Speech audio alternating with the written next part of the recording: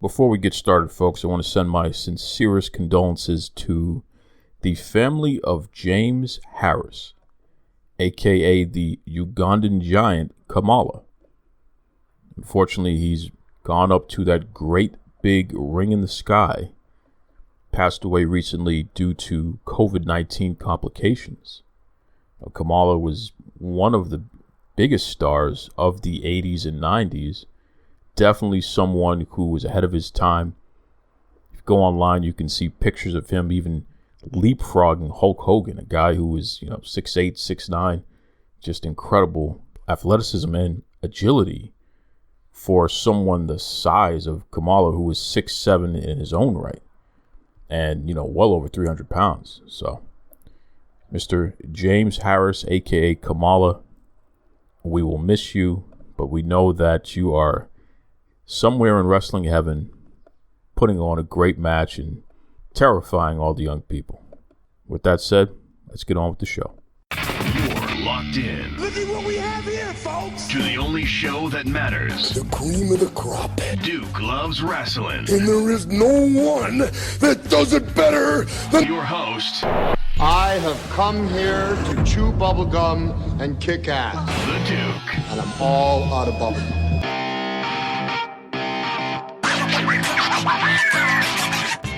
Hi, this is Earl Oliver from Sully's Vintage Wrestling. This is Raj Giri with WrestlingInc.com. This is Sean Reed, boxing writer and undercover low-key wrestling fan, and you're listening to Duke Loves Rasslin. Woo!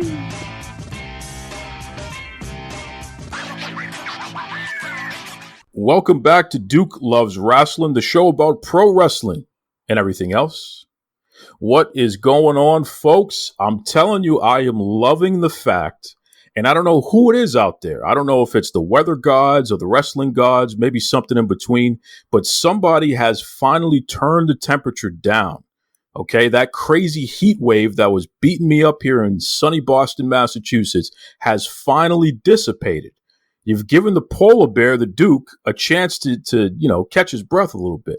Because I'll tell you, man, I can't deal with that hot weather. Oh, my goodness.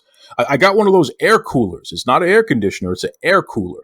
Where you can put ice in it and there's a fan connected to it and it just blows that cold air. I've been sleeping with that thing, man, and that's been a lifesaver. Let me tell you, crazy stuff. If anybody out there has any tips on how to stay cool, but do it in an affordable manner, because the Duke, listen, I'm cheap, okay? I am cheap. If you have any affordable tips on how to stay cool during the summertime, please shoot me an email at DukeLovesWrestling@gmail.com or at Duke Loves Wrestling on Facebook and Twitter. Let me know, please, okay? Because I need help. I need help, baby. That's right.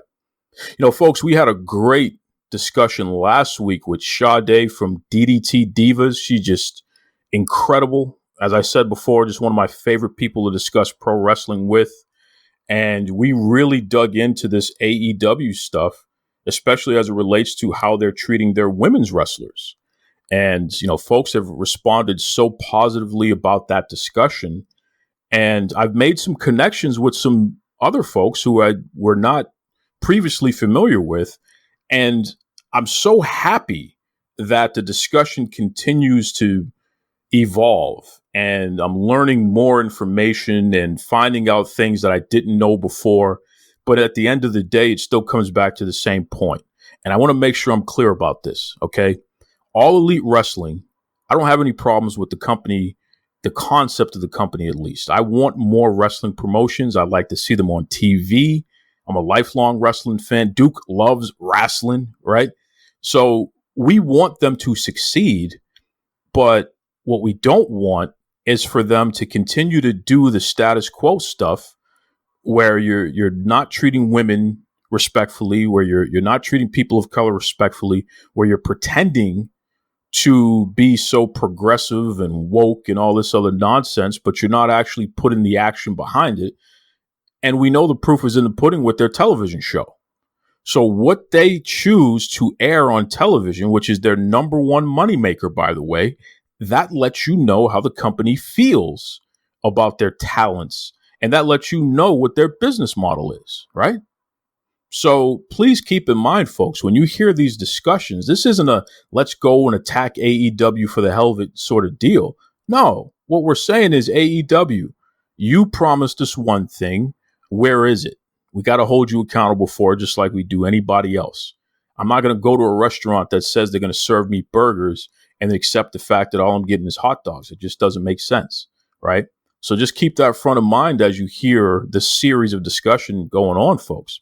But anyway, I was introduced to some really, really great people who have an excellent website and an excellent Twitter handle. Beat 'em up, okay? Beat 'em up, WP. And I'm telling you right now, I want you to hear from them. I want to elevate their voices because they're really doing some great things. And they're also excellent writers who know their stuff. So without further ado, welcome to the Duke Loves Rasslin podcast, the double dose, the tag team from Beat 'em Up, Maria and Jacinto. Welcome to the Duke Loves Rasslin podcast. Hey. Hey, everybody. Thank you for the great introduction. Listen, thank you for taking your time. I know you guys are really busy, so thank you for joining me today. Please, before I even get into any questions or what have you, let everybody know about Beat 'em Up. What can they expect from the website and the social media and what have you? Well, we basically started the website back in December of last year. It came about basically, I don't know if you actually noticed on my Twitter handle, I had like an AEW inside ring moment where I got to pin Brandon Cutler. And from there, I kind of just had a fire. I just wanted to start maybe reviewing more about wrestling. And Jack, being my husband, he was very supportive in that. And of course, I wanted to tag team. And so we started the website, which was just basically reviews and our thoughts of the cards that came up for any wrestling promotion from, indie to New Japan to WWE, AEW, ROH, and so forth. But then it kind of eventually grew into us doing the YouTube channel. We do unboxing of, the pro wrestling tees. We do our reviews. We're doing interviews. We do an All Elite Friends thing that I met some friends online and we talk. And we did same thing, hard-hitting questions about what's been going on with AEW and that podcast. We have our website. We did interviews. Jack did Holiday. I interviewed Effie and Flip Gordon. It kind of just became something and it's kind of been fast going. I love it. I love wrestling. I've loved wrestling since I was a kid. And this has just been a lot of fun.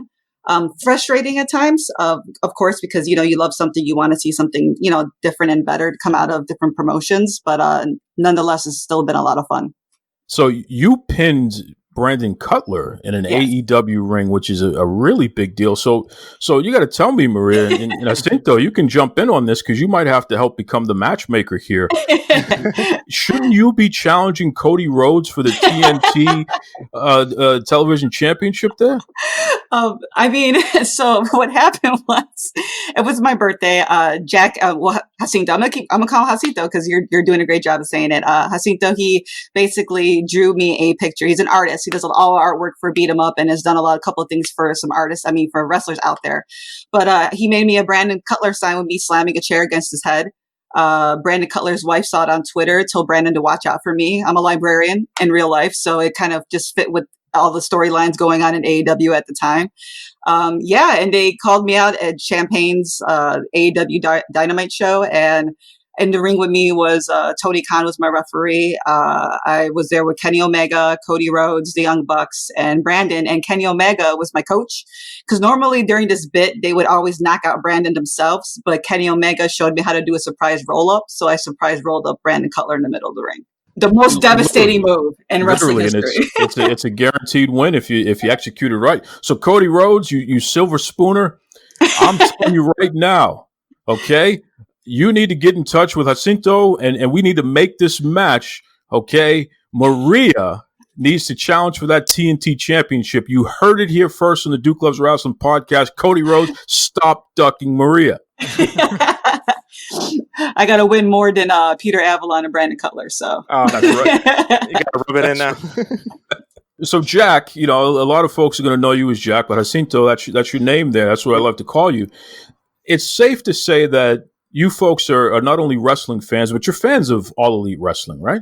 I'll just be honest. I kind of fell out of love with WWE for a while. Me being Mexican, I've always had the Lucha Libre, AAA, CMLL, all that stuff like to fall back on. And then I think it was like before I went to the military, I discovered New Japan Pro Wrestling. And that's where I started falling in love with like the skill of Kenny Omega, like the way that they tell stories. So when they presented AEW in the beginning, I thought it was going to be closer to that style of wrestling. And what do you think so far? Now that we're, all these months later, what do you think of their style of wrestling? They're falling into the WWE style. Define that for us. It's heavy promos, using a lot of comedy at times to either bury your talent or, promote whatever guy you're trying to promote up there. It's just that kind of style. Like a specific group of individuals that will win. But no, but the one thing they do have different is their storytelling. There is slow build on certain people. Yeah, that is the difference. Yeah, they still have the influence from New Japan. I will give them that for certain people. I just wish they had more tournaments. I'm glad they have the tag team tournament, but so that's where I was at. But I still, I miss watching WWE too sometimes. So I will go back there and it'll be a guilty pleasure. But then when I start seeing food fights or something like that, I'm like, oh yeah, this is why. I'll stick with clips. Well, and you both bring up a great point. Once again, folks, we're talking to the team behind Beat 'em Up. Okay, literally one of the more exciting websites and social media podcasts, what have you, around there. You bring up a good point. There is a section of the wrestling audience, which is actually the majority of people who are watching pro wrestling over the past 20, 25 years. We have essentially taken a step back. We're not watching wrestling as often as we used to because we're really not satisfied with the majority of the product out there, especially what WWE's been putting out. So when All Elite Wrestling came along and let us know that they were going to be an alternative, there was something very important about that where we all were excited. We all were hopeful that we were finally going to get back to what we like. Compelling storylines, a more adult product, but also strong in-ring action, similar to what you see in New Japan and some of the top indie promotions in the world.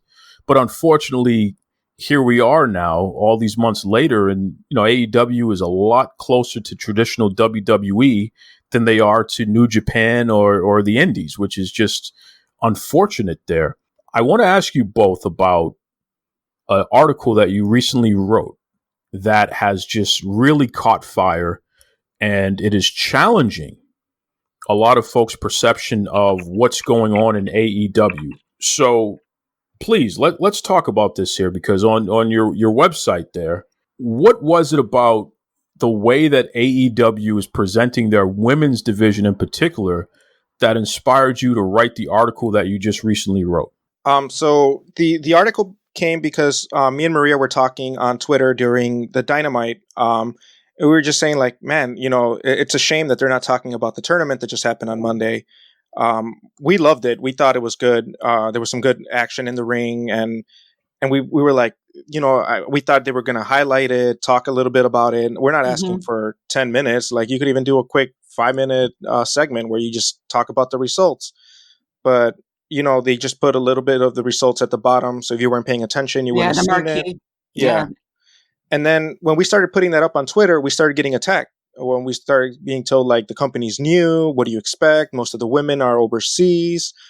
They were giving women time, but, COVID happened. So they only can do what they can do with the talent they have there. And it was just these constant attacks. One of them even told us well, WWE took 20 years to get a women's revolution. You can't expect a women's revolution in AEW within less than a year. And I'm like, wait, what?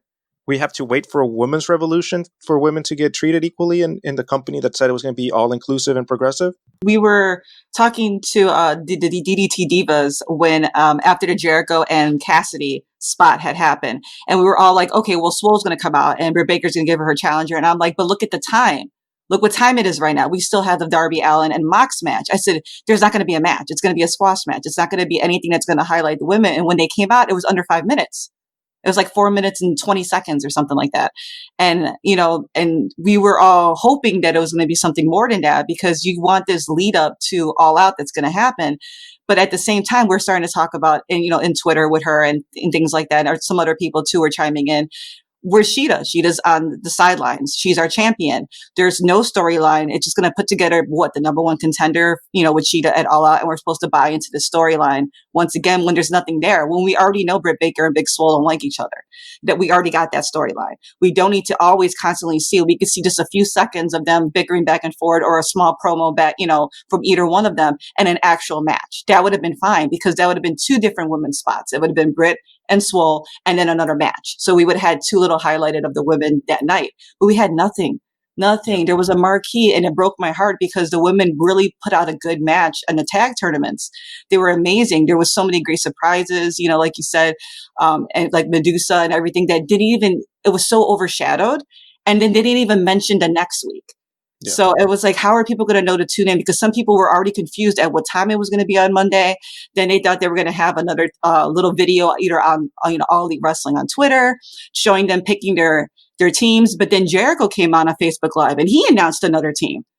So like I appreciated he did that. But if I wasn't a diehard fan, I wouldn't have been on Twitter. I wouldn't have seen that. I wouldn't have seen the pipe.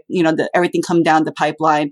So you lose it if you're a casual fan, and that's a disservice to your women's division because not everybody is a hardcore fan, and they're assuming that position at this point. They talk about how they want to get the demographics and how like ratings and AEW more than WWE makes a big deal about the ratings and the demos and all that stuff, and it's like you're not catering to the other demo that you're not winning because if you're not active on wrestling social media, you miss out on so much of what's going on. So it's just, I just think that they're hurting themselves by the way that they go about their way of doing the business in this. I'm going to ask what may sound like a ridiculous question, but you'll understand there's a reason why I'm asking it. Do you feel it's important for the women to be invested in, especially on television, as much as the men, or at least more than what they've been invested in thus far? And if so, why? I just want to say that the chief complaint that people have is that they're green. A lot of the AEW wrestlers are green. Well, how do you expect them to get any better? When you're practicing, backstage or at the Enhancement or Performance Center, you're doing the different things that you need to do to get yourself better. You're getting the timing correctly, things like that. But it's not the same as having the live, the impression that this is live, this is going to be on TNT, this is going to be happening right now and fans are going to see that because you get that sense of energy, where, you can slip up, make mistakes, whatever, it happens. But I feel like everybody's point is that they're green, so they're not highlighting them. But how do you make people better? You have to give them a chance to, and they're not even trying at this point. They have investment in a couple of different people. And yes, I understand talent is overseas. Some talent is hurt. I get that.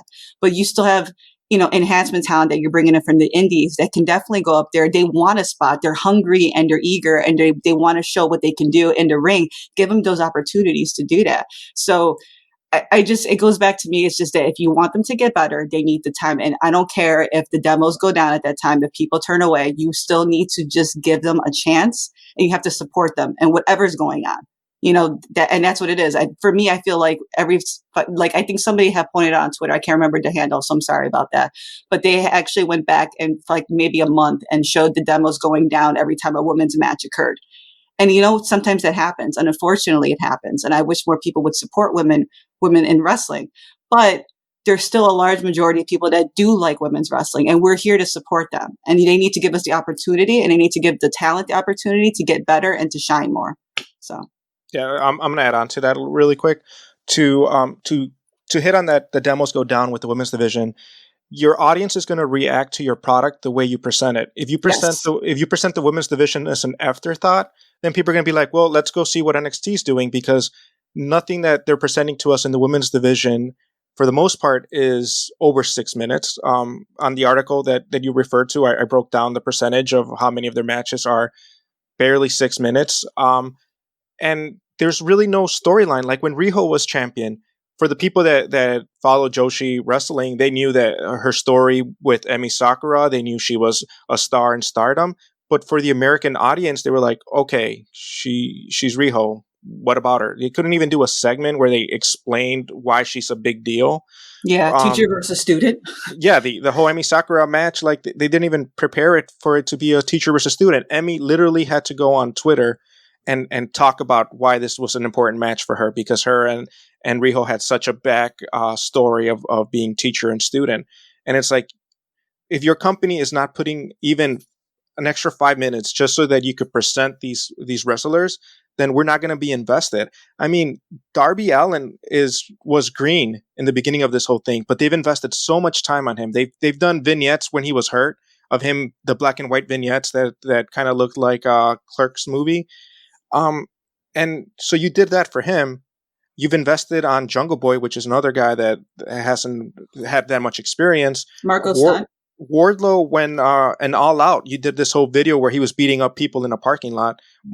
You've invested in Marco Stunt, and it's like, then you bring Abaddon, you hire Abaddon, and you bury, like, you're not burying her, but she's in Dark, and if you're not following Dark compared to the viewers you have on Dynamite, nobody really knows about Abaddon. Instead of treating her like how WWE treated The Fiend and make this whole supernatural thing for her, she has to push herself over. Like, and that's where you have your women literally need to do all the work themselves on social media, because AEW is not going to give them the time to get over.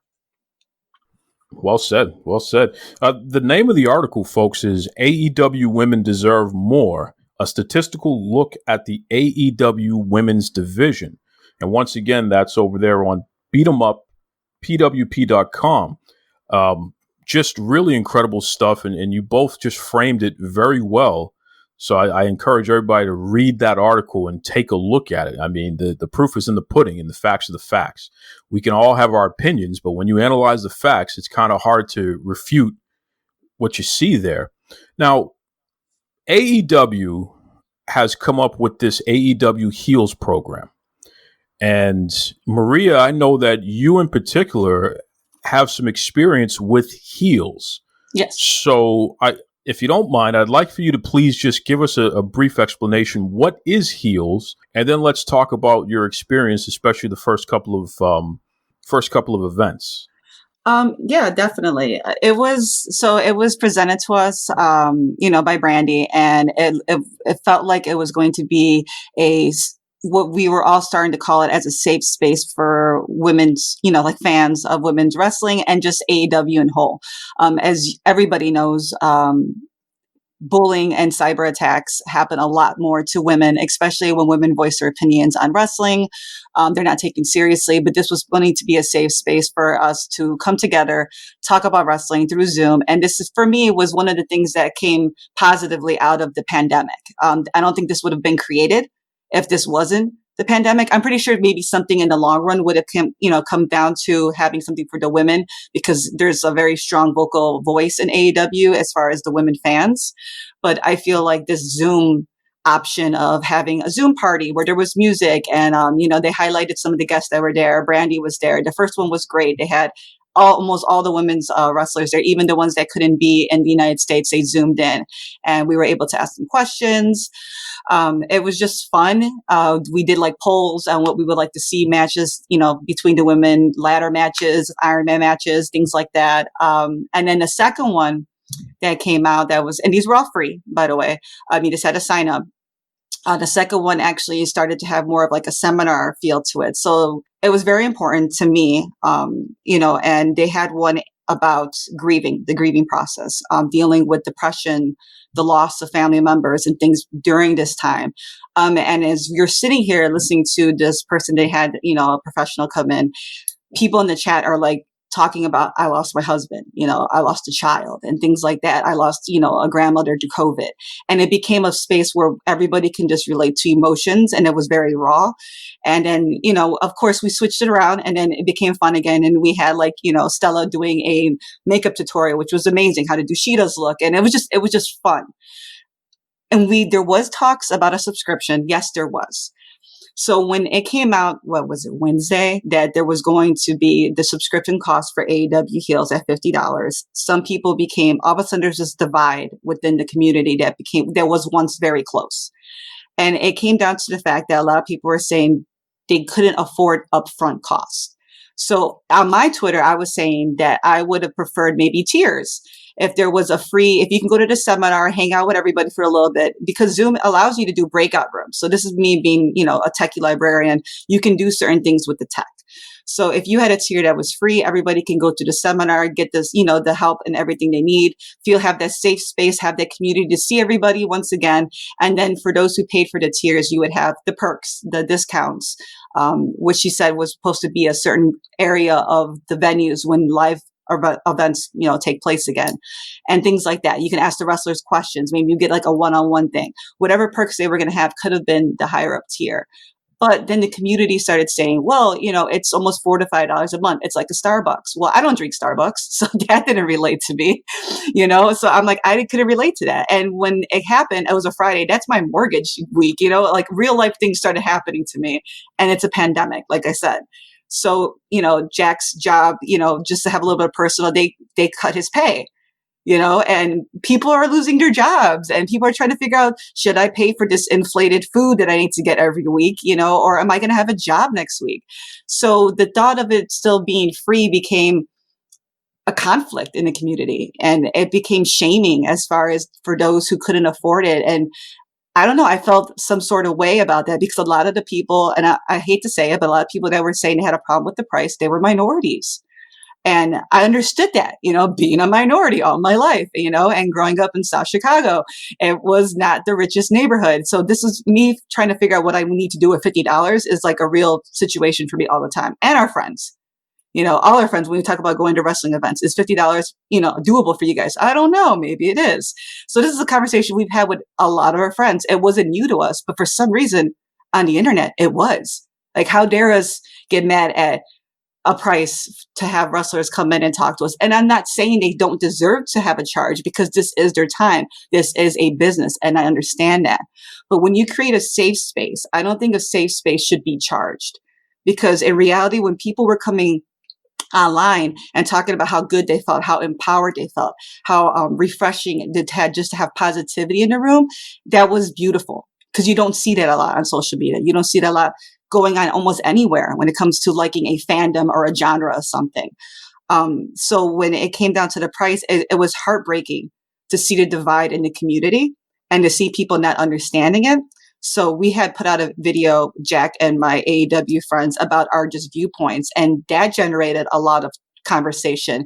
And people who were on the other side saying that it wasn't a lot of money started to understand our side. And that's all we wanted to do. Like you said in the beginning of this conversation, we're not here to attack a company. We're not here to attack talent. We're just basically saying why something either doesn't work and how we thought maybe it could have been, a better solution. I'm sorry to ramble on with it, but it was so disheartening to see. And literally, somebody did hashtag broke a B, which I don't want to swear on your, on your podcast, but yeah. So I'm basically a broke down person, according to somebody that went to the AEW Heels on Friday. And in my eyes right now, I'm like, well, I don't want to be in community with that person if that's the way they view me. Wow, just that is incredible and disturbing at the same time. Jacinto, you mentioned that you were in the military. Yeah.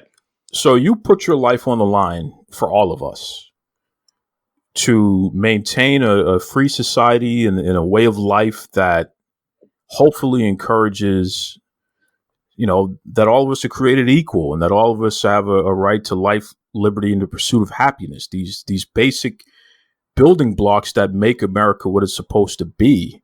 I want to ask you directly, do you feel that it makes sense for women to have to pay for a quote unquote safe space to enjoy wrestling content? No, I felt like it was an insult for females that are a part of the AEW community. If you actually look at the AEW community, a lot of them are women. And I felt like, okay, if you're going to make it a fan club, charging for a fan club is one thing, go ahead and make your money. But for it to be disguised as a safe space, and then you then all of a sudden be like, hey, we need $50. And by the way, we need $50 in 2 days, or you're going to be on the outside of this community. Like, you didn't even give people a chance to be like, hey, we're going to charge $50 for next month's event. And after that, it's $50 for the whole year. No, you gave people a 2 days notice. And then another thing that I felt a little bit, and I don't know if I am actually qualified to talk about this, but it's like you're calling it heels, and then when it became like a class Yes. warfare between it, I was like, well, yeah, clearly the ones that wear heels are the upper class. So why doesn't the rest of the community just get together and call themselves the AEW boots, because they have to wear the working boots?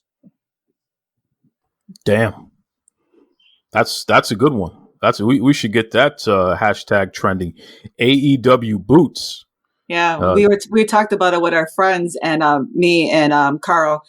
We were basically saying the last time I wore a pair of heels was at my wedding.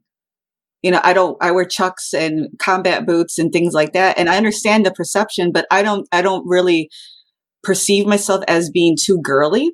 So in a way, when Jack was saying that, it hit me really hard because, I have, identity problem when it comes to like, I'm not really great at makeup and I don't really wear dresses. So do I fit into this group now? And I started feeling another layer of discomfort with the group. And like I said, this was very disheartening. I suffered a loss at the beginning of this year. So that seminar, when they had it, it hit me very hard. And I felt so connected with a group of women. And then a month later, here I am questioning everything that's going on in the community and trying to find the good in people still. But like I said, once again, I guess I'm just a broke person that can't find inclusion in this group anymore. And I hope to find it.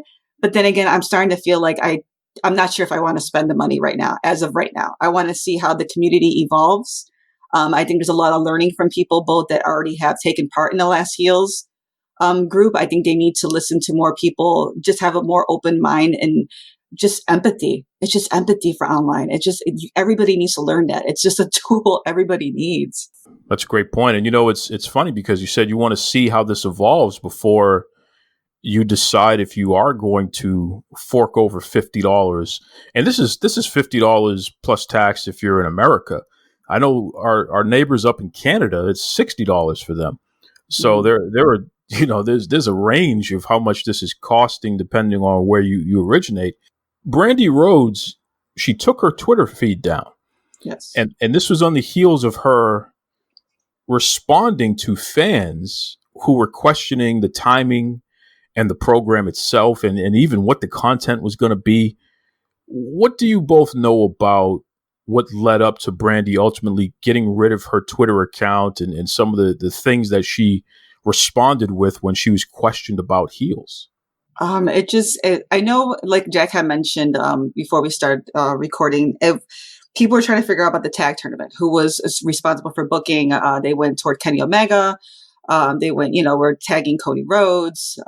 They were tagging Tony Khan. And then Brandy, unfortunately, became the one who responded back. And in the beginning, she was responding back in a way where she was trying to be non-aggressive. She was trying to be as clear and as, precise as she can be on her answers. But as the tone started shifting, because that's just the way it happens on Twitter, on the internet, it just started to get really rough to watch. And I wish there would have been somebody just to take her phone or her computer away. Like if I was her friend and be like, no, don't do this, because you start to get into a hole. You dig your hole and it spirals.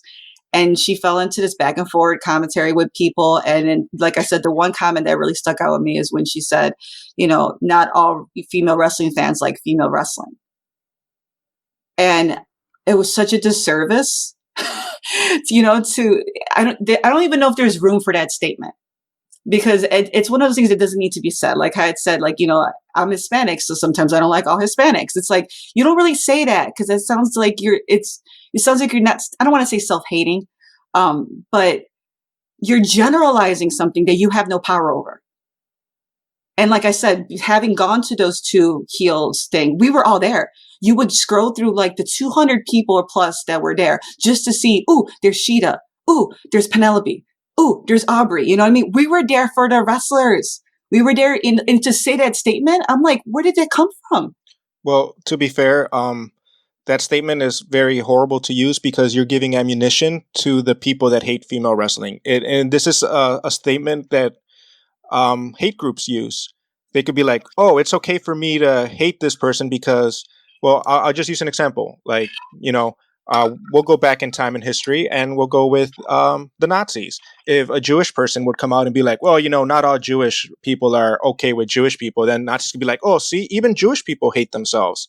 It's like, you don't say that because you as the branding officer, as the public relations officer, are giving ammunition to people that constantly bash on your women's wrestling division, that constantly call them crappy and other words that they use to kind of give themselves the reason to be like, well, AEW doesn't have to give them any more time because they are bad at what they do.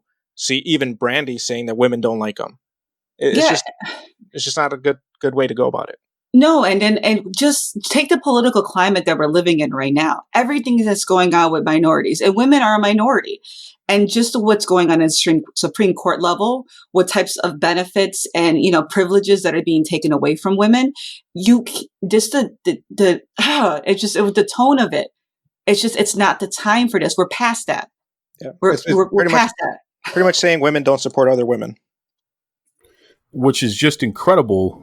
To think that a company that, again, they were supposed to be inclusive and progressive and woke and all this other stuff here, were these just marketing ploys? Because the actions, it seems every time you think they're going in one direction in terms of proving that they are progressive and proving that they do believe in equality, they turn around and do something like this, And it's tone deaf, and it's frustrating to see. And, Jack, I want to ask you in particular because, you and I are guys, right?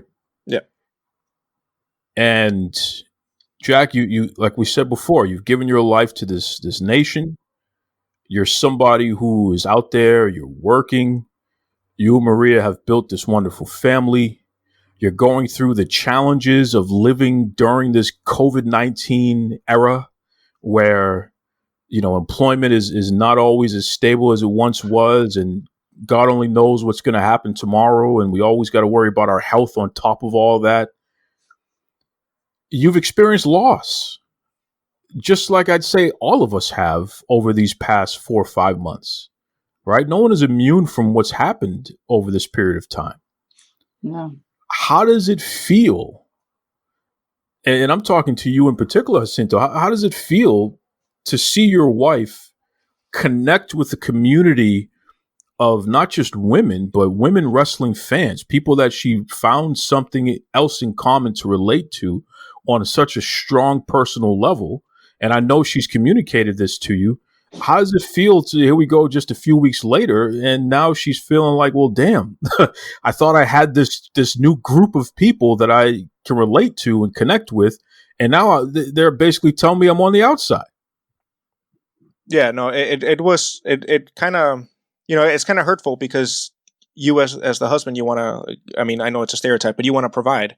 And knowing that our financial situation, the company I work for had to cut back my pay, and there's not really that much overtime to pick up and all that stuff. You're like, you want, especially in wrestling, women, when they go to live events, and women when they're in the internet, they're constantly always being berated by the male wrestling fans. The males always pretend that they know more than the women, and women are like they're not really real fans and all that stuff. So when she went to the first 2 AEW heels, and she was telling me how great it was and how it was like an all inclusive and nobody was judging anybody.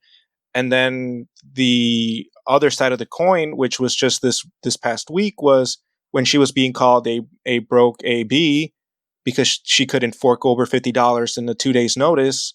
And then and then I started thinking even more. I was like, well, how many little girls are out there? We went to Warrior Wrestling, and there was a lot of little girls that were watching wrestling with their family, and they were cheering on for Kylie, and one of them even had Warhorse face paint.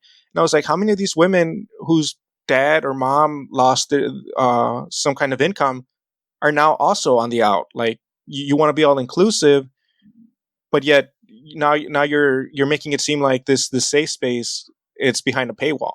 So either make it a fan club, or don't even promote it like that. Like, I don't know. It just seems like it became to go back at it, a class warfare where it's like, well, if you could afford it, then you're a real fan, and if you can't afford it, you're just making excuses because it costs as much as a coffee a week.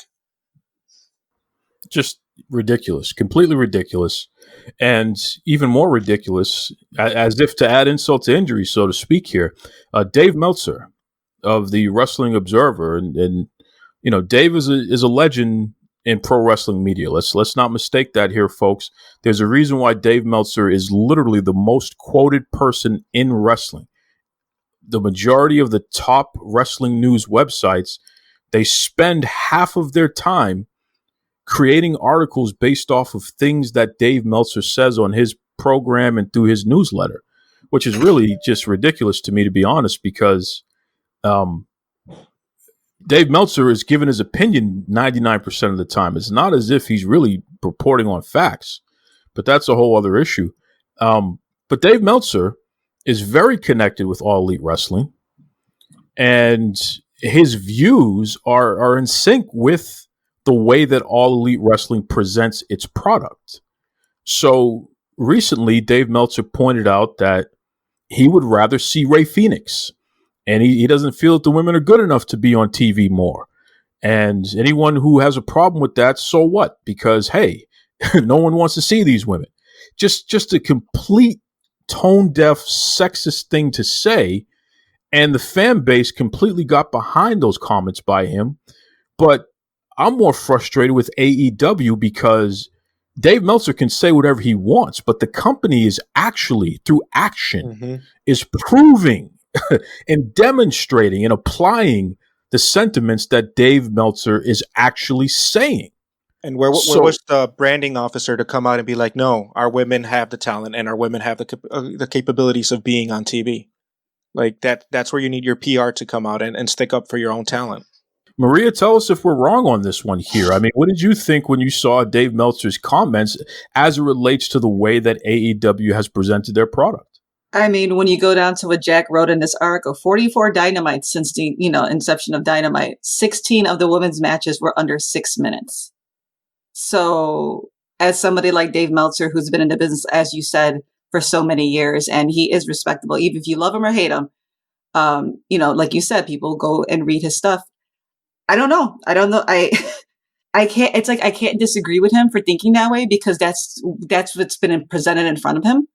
I hate to say it like that, but how am I supposed to change his mind if I can't? There's nothing for me to be like, no, wait, last week there was this amazing match. Oh no, there wasn't a match. Wait, it was under 5 minutes. And half of it was outside doing a promo. And it was like a squash match in the ring that was like not even 2 minutes long. Oh wait, the week after that, did we have a women's match? Or do you watch Dark? Let me show you something on Dark. Like, I don't have enough ammunition to show him that AEW is doing what they need to do because it's just not happening.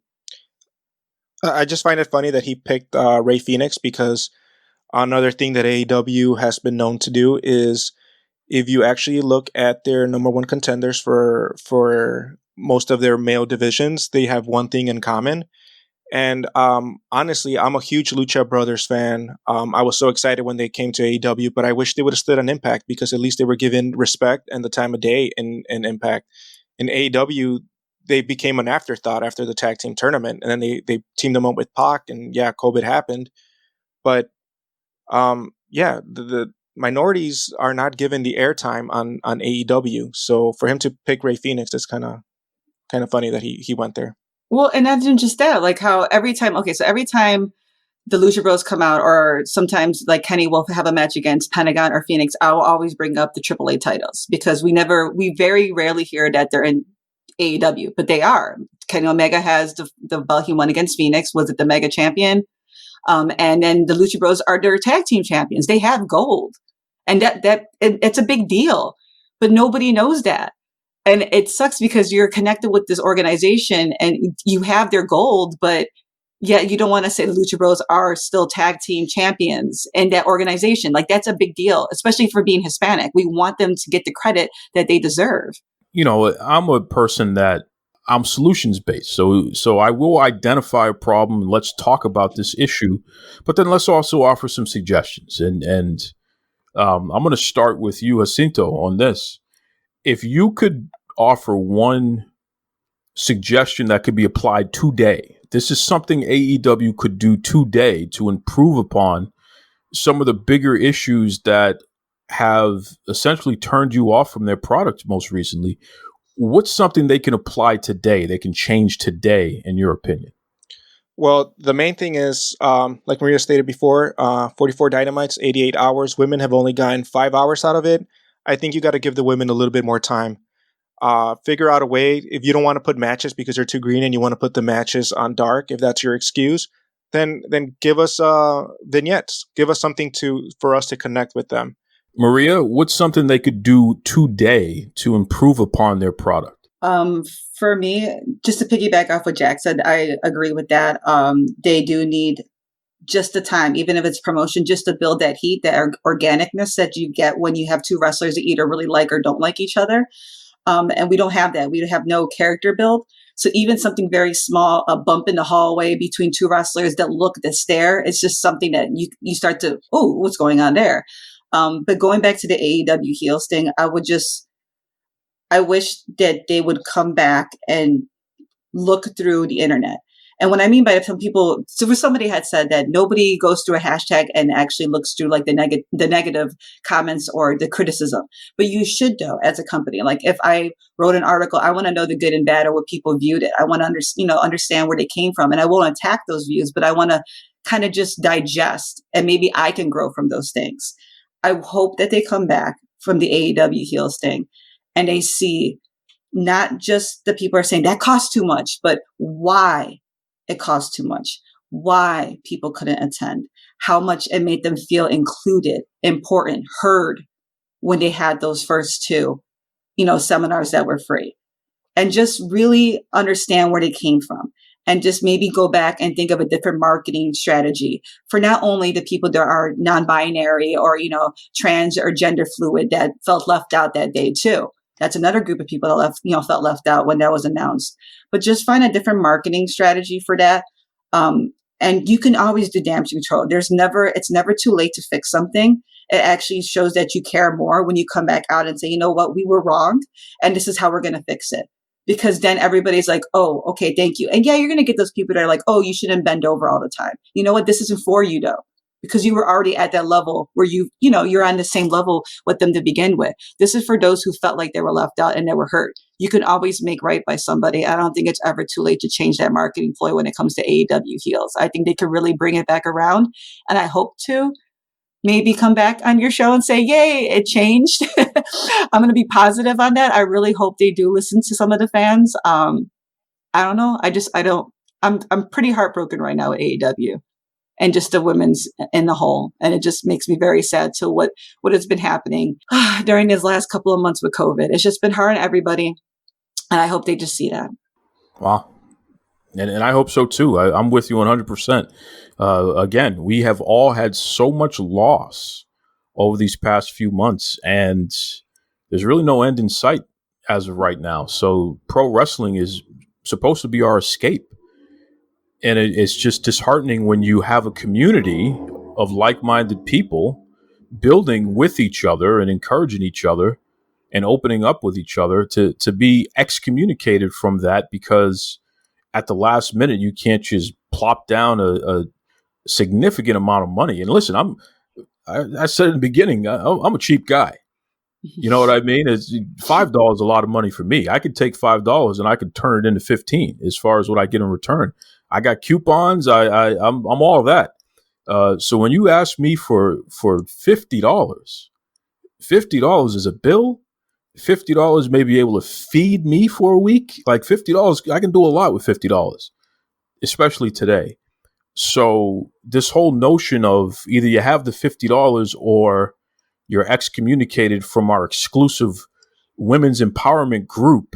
And oh, by the way, we're not going to give you much women's content on TV. So we're going to make this a thing that you have to jump through hoops and work harder to get, because our women performers have to jump through hoops and work harder just to get the bare minimum. So you fans, we're going to give you the bare minimum, but you got to pay this premium for it. And if you don't, then you get nothing. It's embarrassing. It really is embarrassing to carry on that way.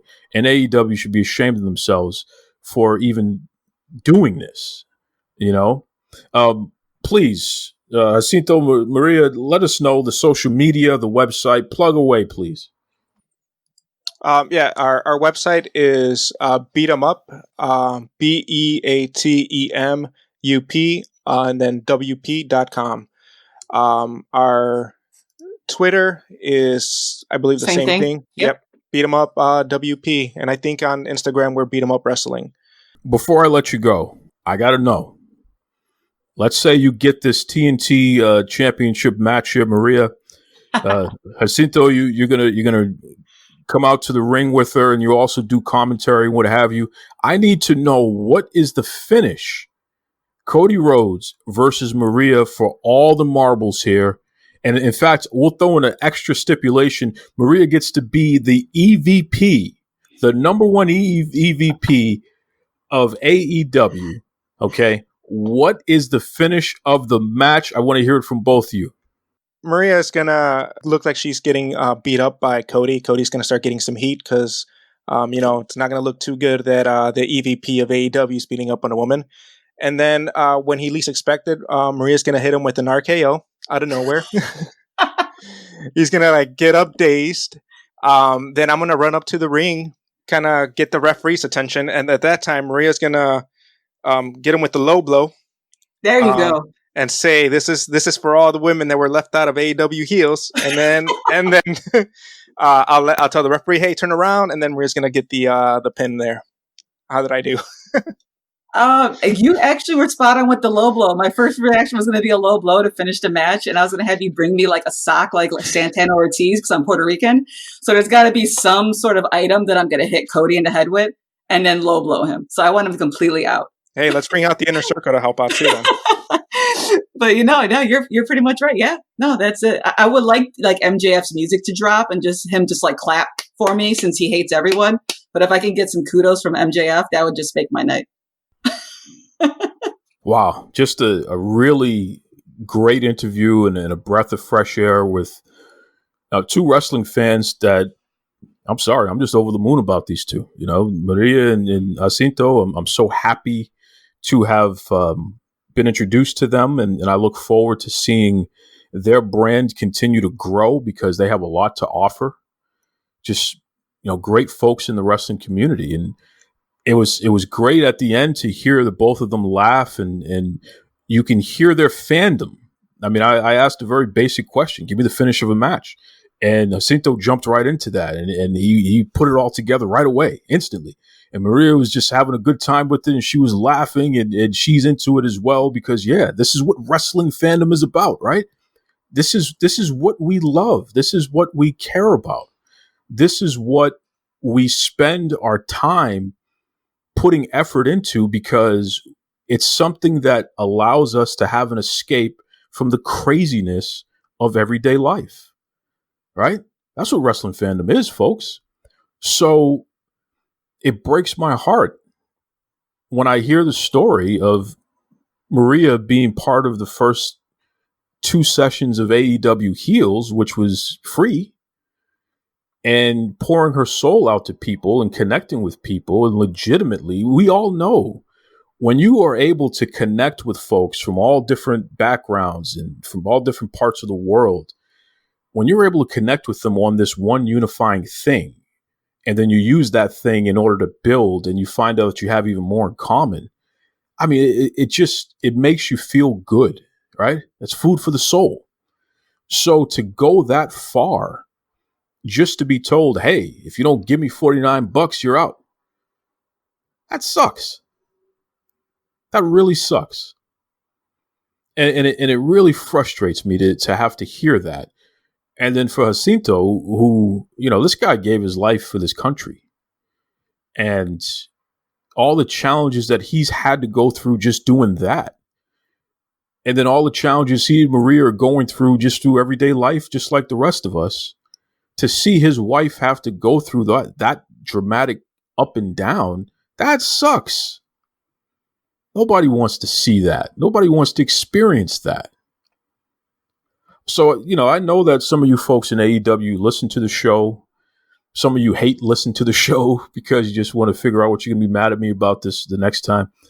I really think that you need to go back to the drawing board and take a look at what this AEW heel stuff is and how you can improve upon it. And please reach out to the folks over at Beat 'em Up, especially Maria, because she has some experience being a part of the first 2 sessions. These are real fans, right? Jacinto and Maria are real fans, and they don't want to hate AEW. They don't want to bash AEW, but they want things to actually be the way that you originally marketed it. Do the right thing. Get with some of these folks who you've marginalized and pushed out and bring them back in and figure it out, man. I think different tiers and different levels, and maybe people can pay on a week-to-week basis or something like that, or a month-to-month basis. I think that makes sense. That could be an option, right? Come on. So, we're going to continue to beat the drum on this one, folks, because the reform has to happen.